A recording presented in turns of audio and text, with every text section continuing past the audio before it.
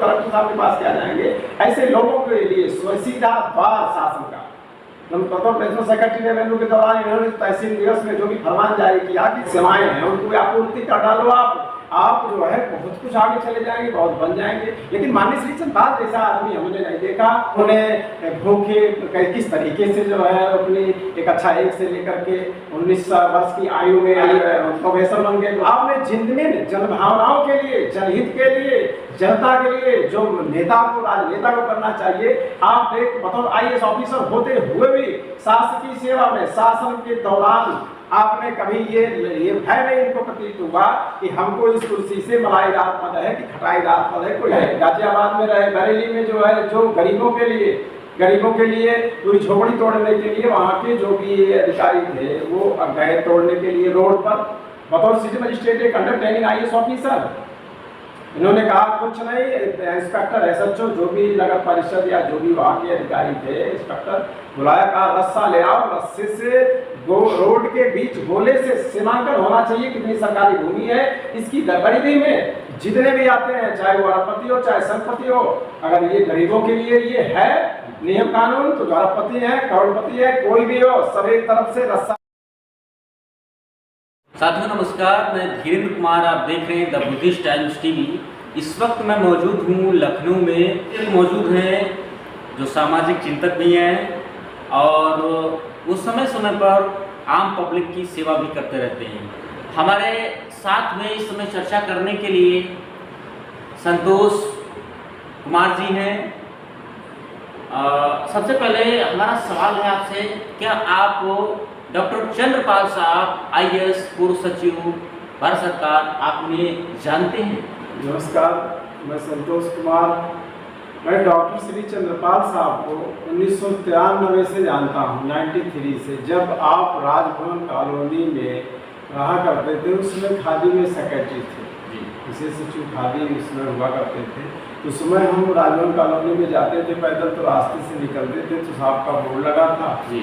और एक दिन जो है वो साहब के पास मिलने चले गए हम, तो एक गरीब स्थिति में, जो एकदम इस देश में, इस धरती पे जहाँ पे मुस्कानें समाप्त हो जाती हैं, वो व्यक्ति ना किसी आवश्यक सेवाओं के लाभ को पाता है, ना उसके पास कोई धनराशि रहती है, ना उसका सही वस्त्र ढंग से वो पहन सकता है। यानी गरीब श्रेणी में, जिसको आज के लोग या उस जमाने में तो उस टाइप के लोग या उतने मजबूत पैसे में 93, 94, 93 की जो बात मैंने देखी है। और जो साहब के डॉक्टर श्री चंद्रपाल साहब के अंदर उस समय जो मैंने देखा 93 से लेकर के आज 2024 में खड़े हैं, निरंतर देखते आ रहे थे। साहब एकदम गरीब व्यक्ति, जिसको धरती पे दुनिया में कोई नहीं पूछता था और ना आज पूछता हो, एक बतौर एक बड़े ऑफिसर, प्रदेश के आला अफसर, IAS ऑफिसर, जो सारी आवश्यक सुविधाओं से, सेवाओं से लैस हो, ऐसे व्यक्ति को मैंने देखा कि वो अमीर, यानी वो जो धन बल जिसको दुनिया चुम्मा लेती है, बड़े करीब से गले लगाती है, ऐसे व्यक्तियों को साहब कभी मैंने नहीं देखा। बल्कि प्रमुख सचिव नगर राजस्व थे 1999 में, मैं इनके साथ जो है जिसमें आज ब्रजेश पाठक जी 9 नंबर राजभवन कॉलोनी में रह रहे हैं, आप बतौर प्रिंसिपल सेक्रेटरी रेवेन्यू उस समय उसी भवन में थे। शाम को मैं 5:30 बजे आपसे मिलने गया था, उसमें प्रिंसिपल सेक्रेटरी रेवेन्यू थे, बापू भवन से आप चल करके आए थे। और मैं माननीय स्वर्गीय श्री रामशरण दास का शिष्य हूँ। रामशरण दास जी जनपद सहारनपुर, ग्राम अलाउद्दीनपुर, पोस्ट चकवाली, थाना रामपुर, मनिहारन के थे और 1925 से पैदा थे। डॉक्टर लोहिया जी के साथ ही थे। जिस दिन डॉक्टर लोहिया दिल्ली में, जो दिल्ली हॉस्पिटल नाम बना है, उस हॉस्पिटल में खत्म हुए भोर में सुबह 5 बजे, तो रामशरण दास जी वहाँ पे मौजूद थे। और उस दिन, जिस दिन की बात है, राजभवन कॉलोनी में 5:30 बजे मैं आपसे मिलने गया था राजभवन में। तो मैंने आदित्य जी के विषय में साहब ने पूछा, तो कहा, हमने बताया कि साहब सिविल हॉस्पिटल में एडमिट हैं और आप जो है तुरंत सरकारी वाहन से आए थे, तुरंत आपने पानी भी नहीं पिया। प्राइवेट, उस समय मुझे याद है आपके पास एनी गाड़ी थी, एनी गाड़ी को स्वयं आप जो है चला करके बस बंगले से बाहर निकले हैं। राजभवन गवर्नर हाउस के सामने वाली रोड की बात है, जो नाला है नाला जो राजभवन के गवर्नर हाउस राजभवन के बीच में जो नाला बह रहा था, उसके किनारे तमाम झुग्गी झोपड़ियाँ पड़ी थी, आज भी पड़ी हैं लोग रह रहे हैं। तो साहब ने ये कहा गाड़ी चलाते हुए, मैं आगे बैठा था केवल और गाड़ी में कोई नहीं था। साहब की सोच थी कि ये देखो, ये गरीब कमज़ोर लोग नाले के किनारे, बद्दू के किनारे रह रहे हैं, और अगर मैं प्रमुख सचिव नगर विकास बना तो प्रमुख सचिव नगर विकास बनने के बाद जितने दलित कमज़ोर, चाहे जिस जाति के हैं, पीड़ित हैं, दुखी हैं, तो इनके लिए लड़ाई लड़ करके चीफ सेक्रेटरी से, माननीय मुख्यमंत्री से लड़ करके गरीबों के हित के लिए इनको नाले से, गंदे पानी से दूर ले जा करके एक अच्छी जगह इनको निःशुल्क या जिस भी तरीके से जिसमें फायदा हो सके उस पर लाभ पहुंचाने के लिए मैं इसको करूंगा। उसके बाद आप सिविल हॉस्पिटल गए, स्वर्गीय श्री रामचंद्र दास जी, माननीय रामचंद्र दास जी से भेंट की, मिले, फिर आप जो है अपने चले आए।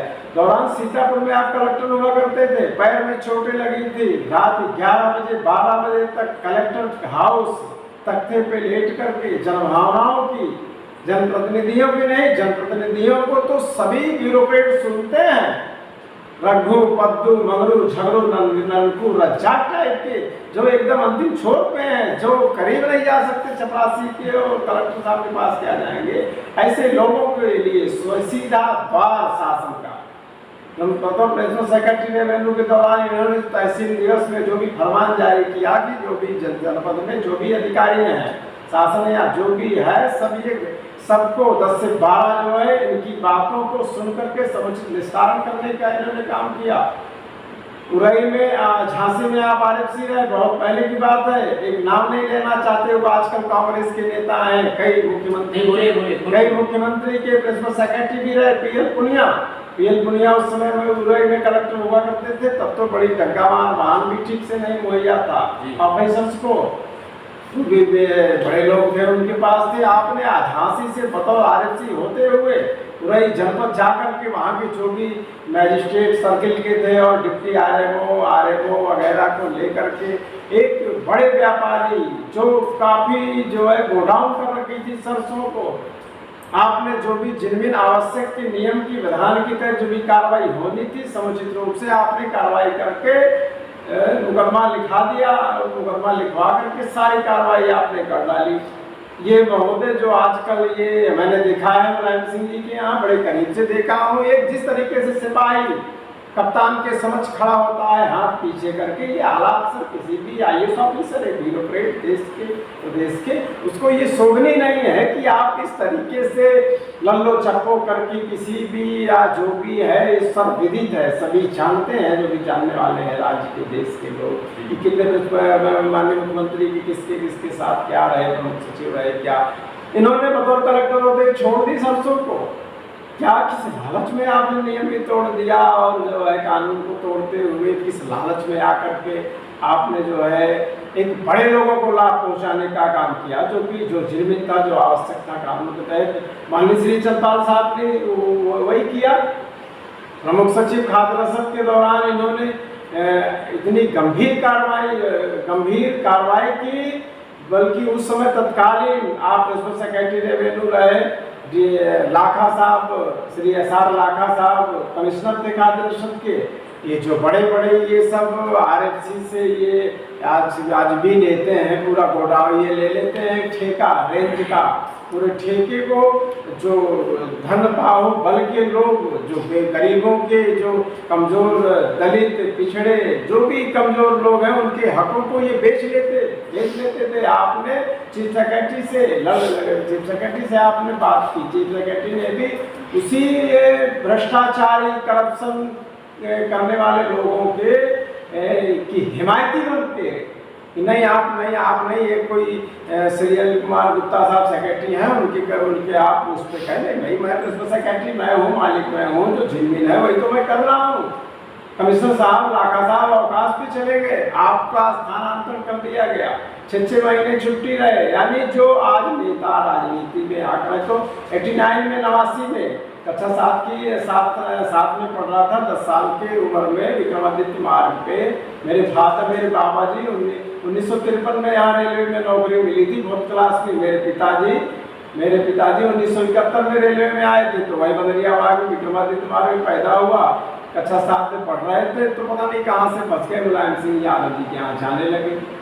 वहाँ पे सुबह से देर शाम तक मैंने देर रात तक ब्यूरोक्रेटों को आते जाते बनते बिगड़ते एनेक्सी के पंचम तलबे भी, और जो नियम विधान जो 35 साल में मैंने आकलन किया कि झूठ का एकदम वो है, आप झूठ बोल दो खूब, जो है जो भी है चारों तरफ से एकत्रित करके तमाम प्रकार के जो ये हैं जो अयोग्य लोग हैं उनकी आप जो है आवभगत करके उनकी जो आवश्यक सेवाएं हैं उनको आपूर्ति कर डालो। आप जो है बहुत कुछ आगे चले जाएंगे, बहुत बन जाएंगे। लेकिन माननीय श्री चंद्रपाल जैसा आदमी हमने नहीं देखा कि शुरू से कक्षा 7 वर्ष की आयु में जिनके फादर इस धरती से जिनका हाथ उठा हो और उन्होंने भूखे किस तरीके से जो है अपनी एक कक्षा 1 से लेकर के 19 वर्ष की आयु में ये दैवी कृपा है कि ये प्रोफेसर बन गए। प्रोफेसर बनने के बाद 21 साल में भारतीय पुलिस सेवा के अधिकारी IPS बन गए। 24 साल की आयु में 1972 में IAS ऑफिसर बन गए। और एक बिना किसी सेवा के एकदम अंतिम छोर के व्यक्ति जिन्होंने 24 साल में IAS बनने के बाद 36 साल बिना किसी लोभ लालच बिना किसी भय के, चाहे वो कोई मुख्यमंत्री हो, मुख्यमंत्री से लड़े आप IAS भीख में, तिलक विधान भवन के तिलक हाल में माननीय श्री राजनाथ सिंह जी मुख्यमंत्री थे।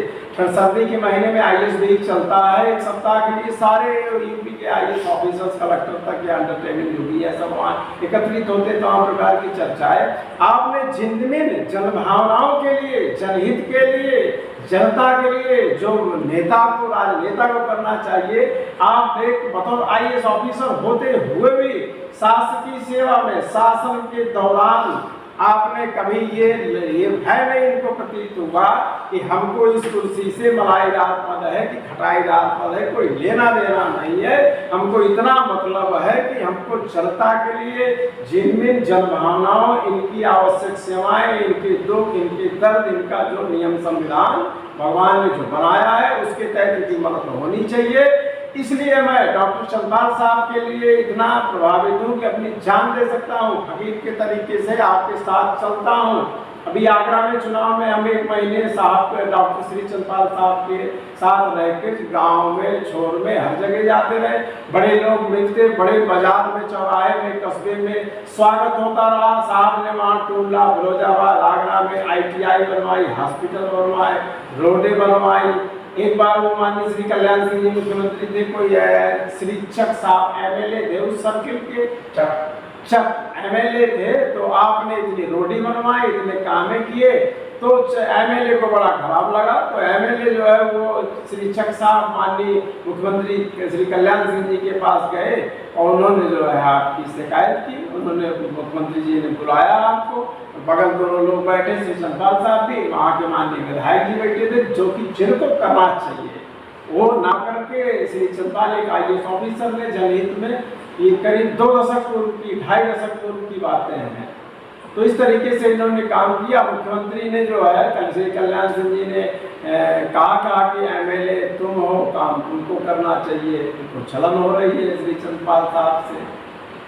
तो इस तरीके से जहाँ भी रहे, गाजियाबाद में रहे, बरेली में जो है, जो गरीबों के लिए पूरी झोपड़ी तोड़ने के लिए वहाँ के जो भी अधिकारी थे वो गए तोड़ने के लिए रोड पर, बतौर सिटी मजिस्ट्रेट एक अंडर ट्रेनिंग IAS ऑफिसर।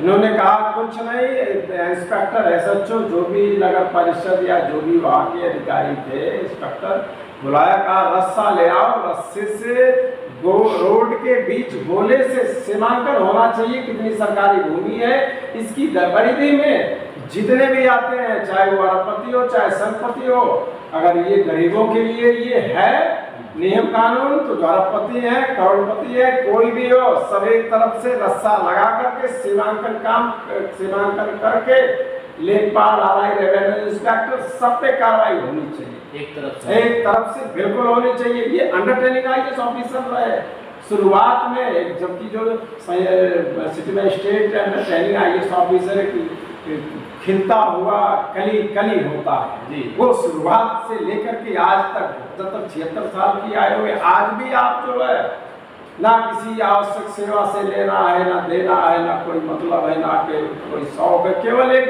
चिंतक हैं गरीबों के, पिछड़ों के, दलितों के, मजलूमों के, यानी हर उस किसी जाति की जातिगत बात नहीं करते साहब। हर व्यक्ति जो वंचित है अपने अधिकार से, जो उसको प्राप्त होना चाहिए, जो डॉक्टर भीमराव अम्बेडकर साहब के संविधान के तहत है, जो उनकी मंशा है, जो शासन की मंशा है, जो नियम कानून है, उसके लिए आज भी 76 वर्ष की आयु में लड़ते रहे। आगरा में हम रहे, आगरा में आप जैसे लोकप्रिय माननीय श्री चंद्रपाल साहब का जो भी हर जगह स्वागत होता रहा। लोग आपके कार्यों को लेकर के गांव से लेकर के शहर हर जगह चर्चा का विषय था। श्री एसपी सिंह बघेल साहब को भी मैं जानता हूँ। 89 में श्री मुलायम सिंह यादव के यहाँ मैं 89 में जब गया, मेरे पास फोटो है श्री एसपी सिंह बघेल के साथ। सन 1991 में मैं खड़ा हूँ साथ में, श्री मुलायम सिंह यादव जी भी खड़े हैं 91 में। तब ये एक सब इंस्पेक्टर पीएसओ हुआ करते थे। मुझे एक बात याद है, एक बार जब इनको मुस्लिम मुलायम सिंह जी ने ये राजनीति की बड़ी चेष्टा इनको थी तो इनके इस्तीफा एक आजमगढ़ के शिवदास यादव को पीएसओ है, अभी जिंदा हैं, एक राम सिंह जी हैं, इनको श्री मुलायम सिंह जी ने इन दोनों को वहाँ आगरा भेज करके इनके विषय में पता लगाया कि इनके फादर जो है ये पशु विभाग में कर्मचारी थे, के अधिकारी थे, क्या थे।